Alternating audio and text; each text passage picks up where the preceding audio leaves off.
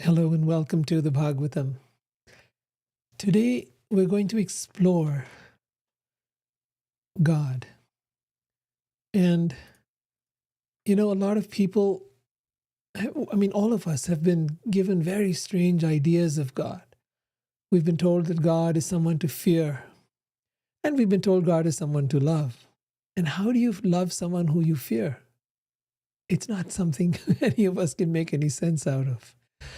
We've been told that God exists, but we've been told so little about God. And when I say about, I don't just mean, we've not been told these, we have been told these very glorified things about God. He's omnipresent, he's all-knowing, and this and that, but we don't know much about the person God. What does he do? What does he look like? What's his name? What's his activities? What's it like to be with him? And what does it feel like? And what's the experience like? So here in the Srimad Bhagavatam, we hear from the great sage Shukdev, who is narrating to us about that Supreme Lord, who is telling us his direct experience. And in that direct experience, he's describing everything we need to know. He's giving us a window into very intimate aspects of that Supreme Being.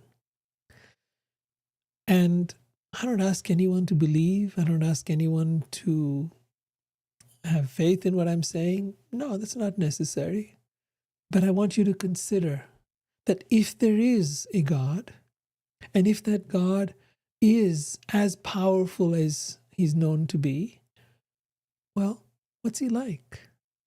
To find out more, let's go into the Bhagavatam and let's see what great sage Shukadev Goswami is trying to tell us. And remember, a sage doesn't mean some ordinary person. It means an enlightened person, a person who is above material needs and desires, a person who has awakened to spirit 100% and is connected to God and with God at all times. It is that person who is speaking, and it is the great sage Vyas who is writing these words. We put them into writing 5,000 years ago, and for our benefit, that we may be able to avail of this information in this time. So welcome into another time, another place, thousands of years ago, an actual history, an actual depiction, actual experience. So we go to the city of Dwarka where Krishna lived. And as we've been talking earlier, he lived with his 16,108 wives and many, many children with each of them. And we talked about in the earlier episodes how when he'd come back from his main palace, his assembly hall, where he met with all his subjects for his work and his ministers and all that, and when he came back in the evening, that one Krishna would then expand into all directions and go to each of those 16,108 queens in separate forms. And each of them believed that he was only with them. And with each of them, his activities was different. And now we begin to see a little bit more closely what his life was like. So we begin in the morning. As the dawn approached, Krishna's wives embraced around the neck by her husband, cursed the crowing roosters. The ladies were disturbed that now they would be separated from him. The bees buzzing caused by the fragrant breeze from the Parijata garden roused the birds from sleep. And when the birds began to sing loudly, they woke Krishna like court poets reciting his glories.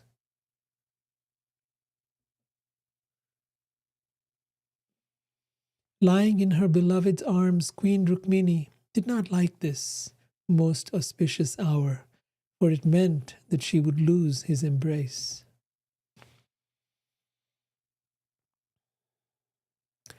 Krishna would rise during the Brahma Muhurt hour. Now, the Brahma Muhurt hour is very important to understand because this is considered the most auspicious time for spiritual activity. It is considered the most favorable time in which to learn the art of how to quiet your mind. And if you are sincerely seeking to learn this, then I encourage you to aspire to get up during this time called the Brahma Muhurt. Brahma Muhurt begins about 90 minutes before sunrise. So if your sunrise is at 7:30 in the morning, then that would be 6 o'clock. It's not very early. I mean, there are people who get up at 5 and even at 4. So that's even better. But the idea is if you could get up a little bit before this time, maybe say, let's make that 2 hours before sunrise and be ready, then spend the next 1.5 hours after sunrise in meditation. Now, why would you want to do that? Because meditation is like going to the gym. It is gym for the mind. And what it means is you're learning to train your mind that instead of wandering here and there, that it focuses on God. You focus on His name by chanting His names. By focusing on your breath, you quiet your mind. And in this way, you learn how to be able to bring your mind to one-pointed focus. Now that is a great skill because it then helps in your daily life. It helps you with everything you do. It makes you more focused at work. It makes you more focused in listening to people. It makes you more focused in every activity.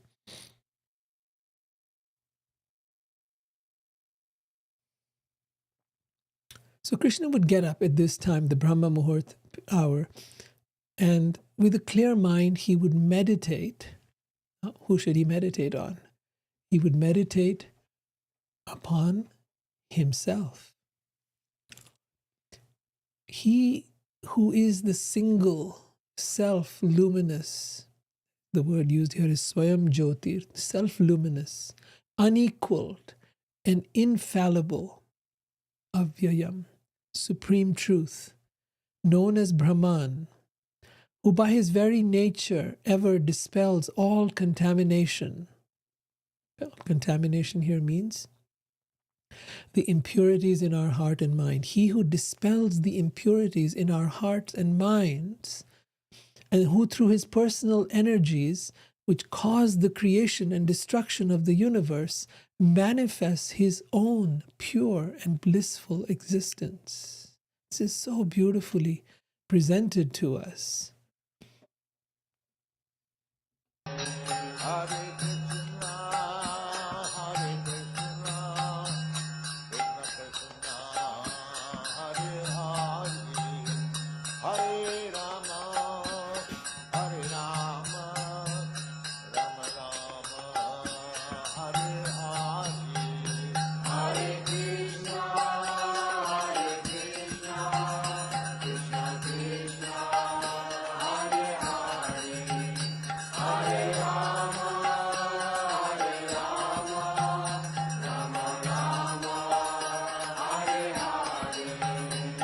So that Krishna, who is the supreme cause of all causes, the source of all creation, who is the source even of the light and of the impersonal Brahman, who purifies everything by his presence, dispelling all darkness, all contamination, all sinful things within us, who cleanses our heart and mind and soul, was meditating upon himself.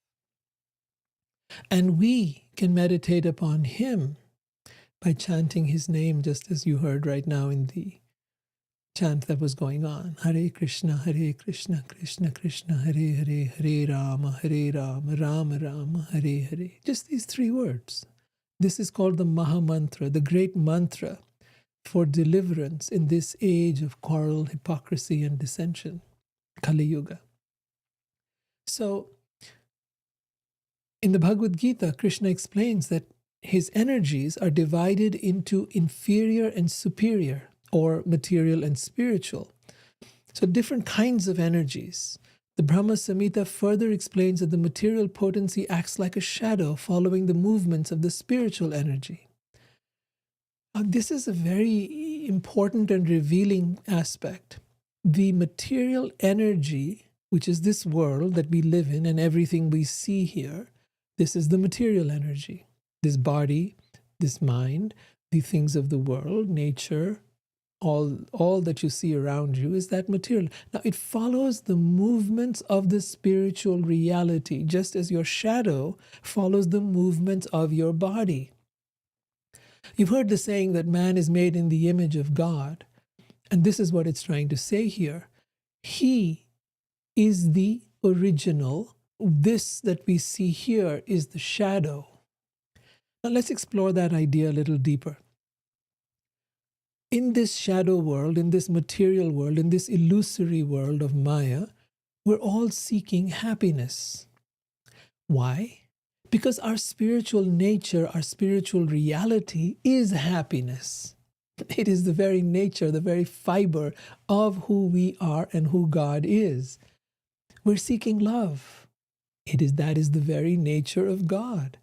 So in everything we're looking for abundance, pleasure, travel, in adventure, new things, knowledge, wisdom, all of that, God is the source of. And it is that we are seeking, but we are not able to find that satisfaction in the world because this world is a shadow of the spiritual world. The real thing lies in spirit. This is the shadow. So when you try to go and touch, if somebody was to grab your shadow and give your shadow a hug, well, that wouldn't be very satisfying, would it? They need to come to you and give you a hug, and then there is some significance to that interaction. There is some satisfaction. What a wonderful hug.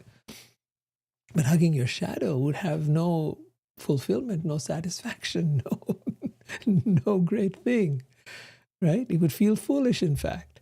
So in the same way, we, in our foolishness, are chasing the shadows of this world. Even Plato, in his example, when he talks about, I don't remember all the details, but he has this wonderful analogy of the people who are sitting in a cave-like place, and they're seeing these shadows on the walls. And they believe those shadows to be reality. And then if they're told about another world that exists outside of that cave and outside of those shadows, they don't believe that that is true. Similarly, we do not believe that there is another reality beyond this. We think this is the reality and that is an illusion. And therefore the Bhagavatam says it is here to show you the difference between illusion and reality. If you want to consider this, what does it mean to be enlightened? It means that you have woken up from the sleep of this illusion, from this shadowy world. And you have woken up to the idea of the ultimate reality, Param Satyam, the great truth. And this is what the Bhagavatam is trying to tell us here. This is the great truth. And how can one perceive it? How can one attain that? How does one get to that place? And here Prabhupada writes, when one is favored by Krishna, he reveals himself to the surrendered soul. And thus the same creation that formerly covered the soul becomes an impetus for spiritual enlightenment. And this is so important to understand. We cannot see God with our eyes. He, however, reveals himself to the surrendered soul. So you might ask, well, has somebody seen God? Absolutely. I've met people like that. And there have been thousands on this path who have seen personally with these eyes the presence of God. 5,000 years ago, there were tens of thousands, maybe millions of people who got to see him face to face. Pretty amazing. And he keeps coming back time after time, millennium after millennium. He says, I advent myself into this world millennium after millennium to protect my loved ones and to annihilate the miscreants. Yada yada hi dharmasya glanir bhavati bharata. So So he reveals himself to the surrendered soul.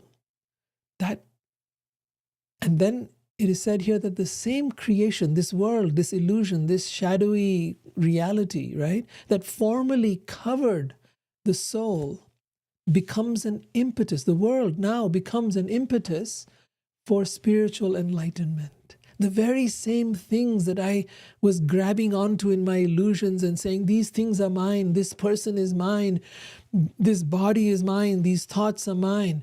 Now I no longer, I see through the illusion, I see through the forest, and now I can begin to, the haze and the fog is lifted away, and I'm able to see clearly. And now I'm able to take all these things because we don't need to reject them. We don't need to give up the world and go sit in the mountain somewhere. We're now able to take everything in this world and use it for the very reason that it exists, and that is for the service of God. It was created by Him through all the living entities, these things you see around you, from your house to your cars. It was created through the raw materials that He provided, through the bodies that He provided, through the intelligence and mind that He gave to people. And they in turn then used that intelligence to create the things around you. So the things all belong to Him, right? If you go to a company and you work for that company, that computers you use, the research you do, the work that you do, everything that you do belongs to the company. It does not belong to you. You cannot walk away with it and say, no, this is mine. I created this while I was working for this company, and therefore it is mine. I created the iPhone. I invented it while I was working for Apple, let's say, right? Giving you an example. So therefore the iPhone belongs to me. No. You sign a contract right in the beginning.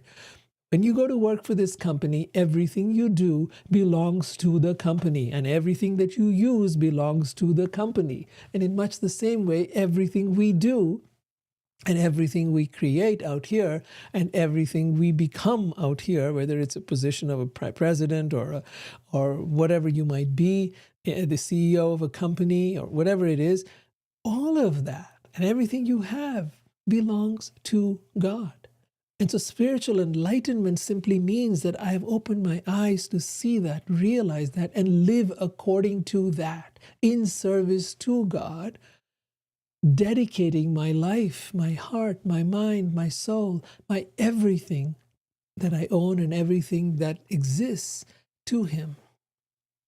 It's not something that you do sort of, kind of, maybe. No, it's a place of complete surrender. It's a place of completely owning the fact that this is all yours. All that I am is yours. And all that I do is for you. Everything I do it for you. And that is love. In that service is love. That's why it is called devotional service. It is service that is done with devotion and love. Otherwise, it has no meaning to God. He's not interested in you doing great things for Him. Let's say you're a millionaire and you give millions of dollars to God or some church or temple or charity or whatever else you give it to. He don't care. I might give you some good karma, that's all.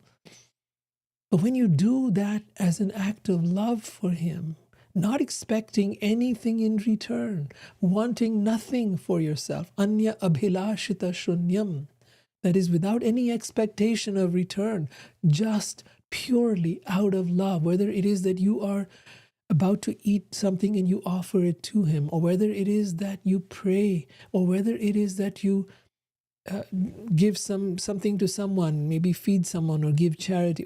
But you don't do it because I will get something out of it. No, I do it as an offering to you, God. I see you in this person and I therefore am serving this person. I see you in my work and therefore I am giving my best to my work. I am not being attached to the results of my work. I am not being attached to the fruits of my labor. I do it all for you. That is the way of devotional service. That is the way of love. It is similar if you see a couple who are together who love each other. They do things for each other. They do things for their children, not because of what I will get out of it, not because of what you will do for me. Because if you go from that place, then there will never be any true relationship. You do it for your children, not because of what they will do for you when they grow up. Maybe they will take care of you. Maybe you have some expectations of them. They need to become like I am, or I didn't fulfill my dreams, therefore they should fulfill my dreams for me. That's all nonsense. We love our children. We take care of them because that is an act of pure giving, not for expectation. The same with our partner, the same with those whom we work for. We are here to serve them, not to get from them. Now, of course, it is the nature of work and of business that there are expectations within those things, and that it is the nature of human relations as well.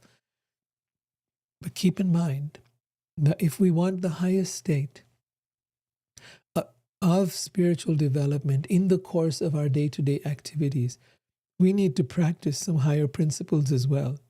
Operating at the lowest level, the level of expectation and need, and people fulfilling those for us and we fulfilling that for them, that is very basic human give and take relationships. But doing that from a place of service, and that service too of devotion and of seeing God within each person and each place and each activity, now you're touching the divine in the spirit of devotion. So let's come back again to Krishna. So that most divine of personalities would then bathe in sanctified water, dress himself in lower and upper garments, and perform the entire sequence of prescribed rituals beginning with worship at dawn. Now, why would he do all this worship and everything else? Because Krishna is very clearly teaching us how we need to live in this world. He is behaving as a human who would behave. He is observing the principles because he's leading by example.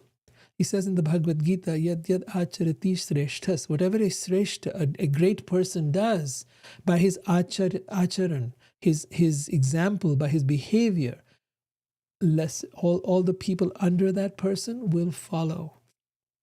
So being the supreme being, he sets the example for all of us. After offering oblations into the sacred fire, Krishna would silently chant the Gayatri mantra. You see here, this is how you offer oblations into the fire. This is how it is done in Vedic culture. He then worshipped the rising sun and pleased the devas, the demigods, sages, and forefathers, who were all his expansions. The self-possessed Lord would then carefully worship his elders and the Brahmins, the priests. To those well-attired Brahmins, he would offer herds of tame and peaceful cows with gold-plated horns and necklaces. These cows were also dressed in fine cloth, and the fronts of their hooves were plated with silver. Providers of abundant milk, they had each given birth only once and were accompanied by their calves. Every day Krishna gave in charity many groups of 13,084 cows to the learned Brahmins, together with linen, deerskins, and sesame seeds. In the purport, Srila Prabhupada writes, in Krishna's kingdom, the Brahmins were given nice clothes and ornaments and were thus well attired. In Krishna book, Krishna, the Supreme Personality of Godhead, Srila Prabhupada writes with striking and profound insight of these pastimes of Sri Krishna. The reader is strongly urged to study this book, which contains an invaluable wealth of information and commentary on the pastimes described in the 10th canto of Srimad Bhagavatam. So we are presently reading from the Srimad Bhagavatam, but the Krishna book, right, which is called Krishna, the Supreme Personality of Godhead, is available on Amazon, and highly recommend that you get yourself a copy, same as I showed online on the video, and read it for yourself. It's priceless. Krishna would then offer obeisances, respect, to the cows, to the priests, the Brahmins, and the devas, the demigods. Now, this is so mind-blowing. Why would the Supreme Lord, the God of all gods, the Supreme Personality of Godhead, be offering respects to cows, to priests, human beings, priests, and devas or demigods who are appointed by him? It's like the president of a country offering great respect to the people, to the cabinet ministers, to the people in Congress. In fact, Krishna would offer respect to his elders and the spiritual masters and gurus and all living beings, all of whom are expansions of his Supreme Personality. So in one sense, he was offering respect to himself, because all of us are tiny fragments of him. We are infinitesimal. He is infinite and we are infinitesimal, which means we are minute. Tiny infinitesimal means atomic, subatomic particles of him. There is nothing but him in the entire universe. He pervades the entire universe with his energies. As we said, there are the material energies and there are the spiritual energies. The spiritual energies being the original and the material energy being the shadow of the original. So that very Supreme Being, in worshipping all the living entities and all the devas and demigods and all of creation, is showing us that we too must do the same.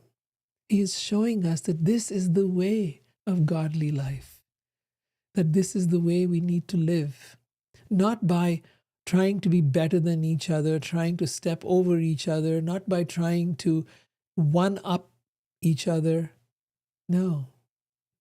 Humility.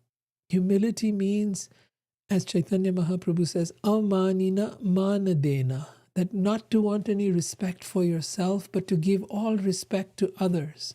This may sound very conflicting in today's times, where it's considered so important to be able to get respect for yourself. And then if somebody doesn't respect you, then my gosh, you should not be with them anymore. They are toxic.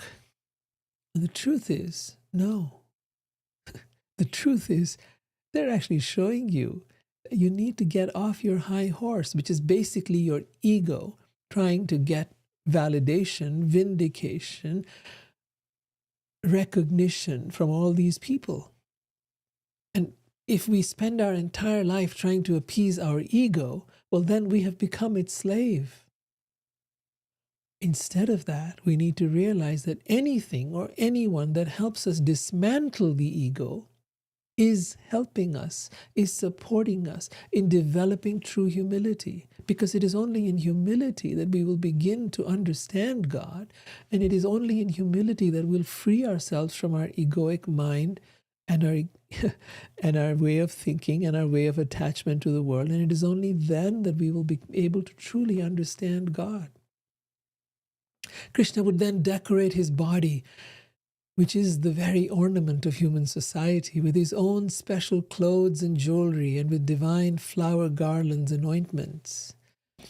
He would then look at ghee, a mirror, the cows, the bulls, the Brahmins, and the demigods, to see to it that the members of all the social classes living in the palace and throughout the city were satisfied with gifts. This is what it means to be a true king, a true ruler, one who cares about all living entities in their kingdom. Not how to get from them, not how to tax them and take as much as possible from them and give as little back, but rather one who makes sure that no person in his kingdom goes hungry, that everyone is fully satisfied. After this, he would greet his ministers, gratifying them by fulfilling all their desires. So in this way, you have a kingdom full of people who are happy and who want to serve you and who want to do things for you, because you're doing things for them. You're taking care of them and they're taking care of you. And this becomes this beautiful, loving exchange. After first distributing flower garlands, pan, and sandalwood paste to the Brahmins, he would give gifts to his friends, ministers, and wives, and finally he would partake of them himself. By then, Krishna's driver would have brought his supremely wonderful chariot, yoked with Sugriva and his other horses. His charioteer would bow down and then stand before him. Holding on to his charioteer's hands, Krishna would mount the chariot together with Satyaki and Uddhav, his dear friends, just like the sun rising over the easternmost mountain. The palace women, Krishna's wives and all the other women who were their attendants, would look upon Krishna with shy, loving glances, and thus he would get free from them only with difficulty. So, like his heartstrings were tied to them. He loved them deeply, and they loved him deeply. So it was very hard to extricate himself from those he loved and go on to do his work for the day. He would then set off, his smiling face captivating their minds. Srila Vishwanath Chakravarti writes, the shy, loving glances of the palace women hint at their agitation and imply that they're saying, how can we tolerate this torment of being separated from you? The idea here is that because Krishna was captured by their affection, he smiled, indicating, my dear restless ladies, you are so overwhelmed by this little bit of separation. I'm coming back later today to enjoy with you. And then with his smile, captivating their minds, he got away only with difficulty, freeing himself from the bondage of their loving glances. I want you to really consider this, how deeply the Supreme Lord, God of all gods, of all living beings, the source of all creation, loves each and every one of us. Because those wives of his are no different than us. They're living entities like you and I. They have devoted themselves to him and therefore been elevated to that position where they are intimately united with him and together with him. We too can have that same privilege. We too can return back to Godhead and engage in loving pastimes with him. We too can be part of this Leela and these pastimes. That is our choice. Or we can stay in this world and keep on suffering and complaining and going on and on about, how terrible things are in politics and how terrible things are in the weather and how terrible everything else. Of course it's terrible. What did you expect? This world, as Krishna describes it in the Bhagavad Gita, is dukhalayam, ashashvatam. It is temporary and full of miseries. That is the nature of this world. Get it? And then realize that if I really want the happiness, the pleasure, the joy, the love that I have been craving for all my life, it is only with God. The Supreme Lord, attended by all the Vrishnis, that is his family members, would enter the Sudharma assembly hall. So this is where he would go, which is his main palace where he does all the stuff kings do, right? He would attend, there's called the Sudharma assembly hall. Interesting word, dharma. Dharma is what Krishna comes to bring to this world, to show us the ways of dharma, to teach us what it is to live a dharmic life. What is a dharmic life? A life that is in alignment with nature, with each other, and with God. That's dharma. And from that dharma then comes all our duties, our responsibilities, the things we've got to do, but that's the very basic kind of dharma. Then there is our swadharma. Swadharma is that which is the very nature of our soul and being able to not just take care of our physical material needs, but also the needs of our soul. And as we take care of the needs of our soul, we begin to understand that it is hungry, thirsty, longing for God. And as we reach out to God and form a relationship with God, we then come to that ultimate dharma, okay, which is beyond all these material dharmas that we have. That is true liberation or moksha from this world. So he would enter into his assembly hall, which is called Sudharma, means the great dharma, which protects those who enter it from the 6 waves of material life. So let's examine what this is trying to say. anyone who entered the assembly hall, that is think of like the Congress, okay? Think of like the parliament, depending on which country you are. So imagine entering into that space. Imagine entering into the palace of the king, right? That would be it. So as you enter that, you become free from the 6 waves of material life. We're going to examine what those are. Oh, but before we go there, Srila Prabhupada writes, when Krishna would exit separately from each of his many palaces, each individual, so there were 16,108 palaces. Now, as he would exit from them, each individual form would be visible to the person present on that particular palace grounds and to the neighboring residents, but not to others.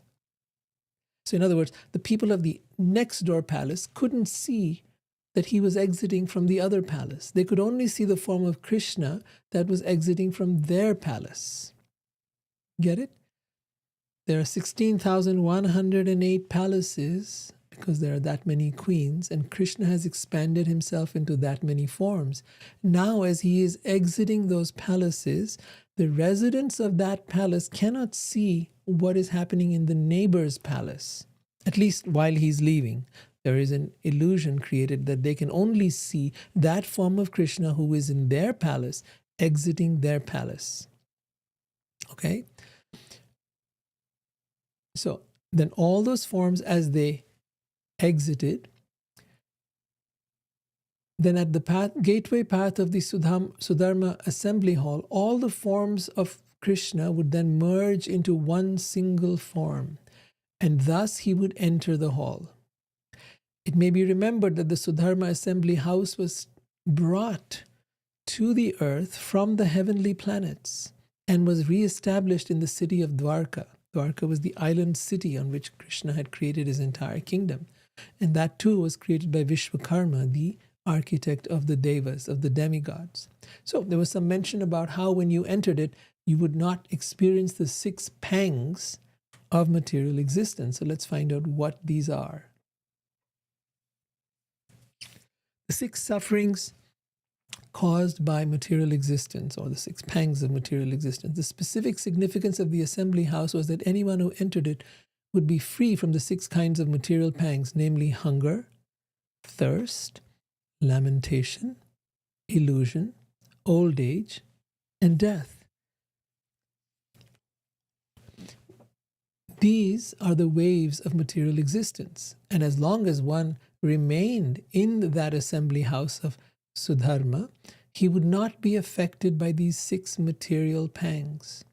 It's very interesting, this description, because just as when you enter into that place, you do not experience these 6 material pangs or sufferings, similarly, an enlightened being or one who has entered into that realm of God right here on this earth, he doesn't need to die and go to some heaven, right here on this earth, he similarly experiences freedom from these sufferings. In other words, a person who has reached that place of enlightenment, who has devoted himself completely or herself completely to God, and has reached a place of real surrender, true bhava, true ecstasy, ecstatic union with God, such a person no longer experiences these 6 things: hunger, thirst, lamentation, illusion, old age, or death. Does it mean that they do not die? No, of course they die, but they don't experience suffering through these things, neither through old age, nor through death, nor through hunger or thirst or lamentation, any of those things, illusions. No. Consider this. It is being free from the clutches of suffering right here, right now, right within this world. It is being liberated in this world here and now. That's the beauty of this path. It is not that you've got to wait to get somewhere. Because look, I don't know, when I get somewhere, will I have attained, will I have entered the kingdom of God or not? I don't know. But here is the evidence that you can experience it in this world here, now. What needs to happen, of course, is there needs to be a real cleansing of the heart and mind and soul of all our desires and all our fears, and all that begins with learning how to control your mind. That's where you meditate. Right? That's where you begin. And trust me, it is a very difficult thing to do. And therefore, we need his help. And therefore, the path of surrender is not a do-it-yourself path. It is a path of saying, God, I can't do this. Please help me. I need you. I am worthless. I am not good enough to be able to practice these things. I am not capable. I am so messed up. And that very thing which would have caused you the greatest depression now becomes the greatest prayer. If you can take all your flaws, and if you can take all your shortcomings, and if you can turn them all into prayer through humility, through being able to call out to God in a place of complete helplessness and surrender, that very helplessness will bring you most closely to God, bring you most intimately with God. It is there that the ego dissolves. It is there that you become touched by the Spirit of God.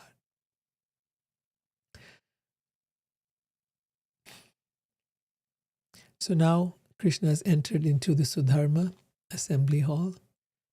And as the Almighty Supreme Lord would seat himself upon his exalted throne, there in the assembly hall he shone with his unique effulgence, illuminating all the quarters of space. Surrounded by the Yadu family members, lions among men, the best of the Yadus, Krishna, appeared like the moon amidst many stars. And then jesters would entertain Krishna by displaying various comic moods. Think about this. I couldn't get a picture of any jesters from that time. I had to rely on whatever is, presently images are there. But jesters, their job is to make you laugh. Jesters are there to crack jokes and entertain you through their jokes. It's like stand-up comedy in today's time, right? Well, that is where Krishna's day began once he entered his courtroom, in his assembly hall. He began with having a laugh, having some fun, having some enjoyment. Does God have a sense of humor? There, right here, is the evidence. Yes, God has a sense of humor. He loves to laugh. He loves to enjoy. Because the next thing that was there were expert entertainers that would perform for him. And female dancers would dance energetically.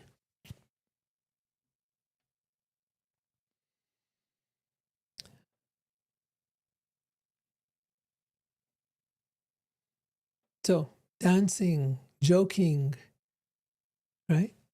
And then, along with the dance, were the sounds of various instruments, while professional poets and chroniclers would recite his glories. Some Brahmins sitting in that assembly hall would fluently chant Vedic mantras.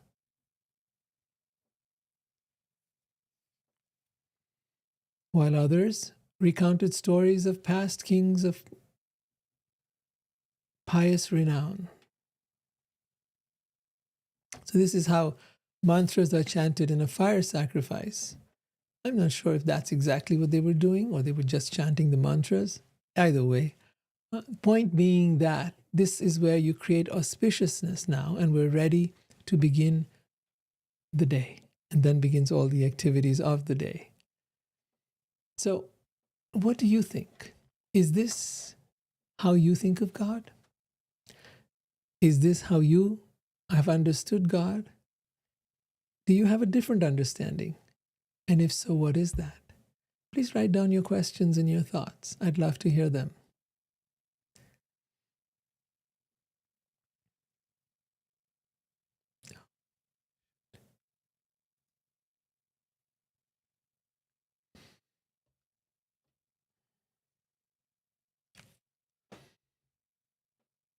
Anyone have any questions that you'd like to ask? What is the nature of God according to you? What have you thought? What have you imagined? Have you ever had any inkling that God could be so fascinating and amusing and entertaining and beautiful? Something to ponder. All right, so if there's no questions, we'll wind up for today. Next time we have a lot to go through. So I wanted to keep this, as just one piece in itself. It's just so amazing and so refreshing and so wonderful to get to know Krishna in this way. And I guess I'll see you next week then. Have a wonderful week. And thank you for being here. I appreciate your presence and deeply grateful to you for being here. Now, those of you that are joining in today, please know that we start, or if you've come for the first time, we are here every Tuesday at 6 p.m. Pacific time, 9 p.m. Eastern on Tuesdays. And if you're in India, then it's morning 7:30 a.m. on Wednesday for you in India. All right. Please come back again. I look forward to having you here. And also remember, if you've missed out on earlier episodes, they're all there on my YouTube channel. Simply look for either the Divine Love Podcast or Leela, the pastimes of Krishna. You'll find them in either one of those. It's all the recordings are there, and you'll have about 120 of them now. So I look forward to you having that, and I'll see you next week then. Good night. Take care. Hare Krishna.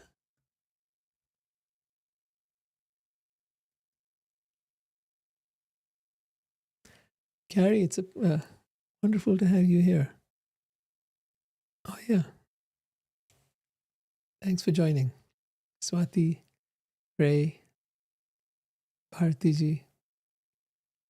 Thank you all. Krishna. Good night.